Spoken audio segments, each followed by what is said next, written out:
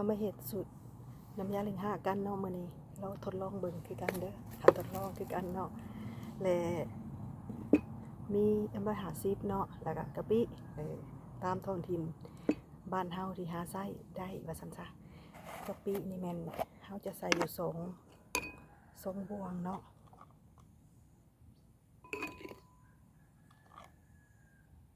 2บวง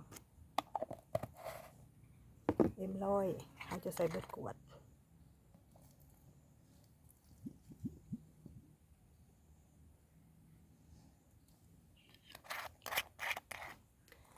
หลังจากนั้น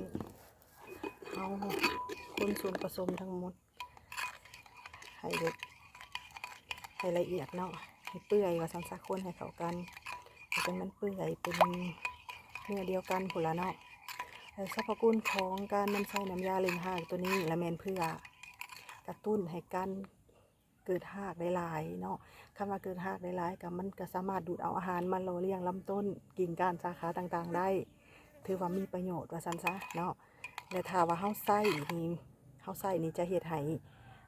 หากของมันนี่ป่งหลายค่ะประกันเกือบว่า100 ส่วน 100เนาะแล้วก็เหมาะกับการใส่ในมันต้นพวกมันสำปะหลังมันต้นอะไรเนาะหรือว่า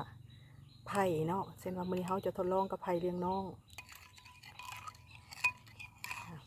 และอัตราส่วนการนำใส่เนาะนี่คือน้ำยาเล็งหากตัวนี้นี่น้ำยาเล็งหากตัวนี้2 บวงเนาะผสมกับน้ำ5 ลิตรแล้วก็ปลาไว้เนาะแล้วเฮาจะได้มาเบิ่งผลอีกในตอนต่อไปเนาะ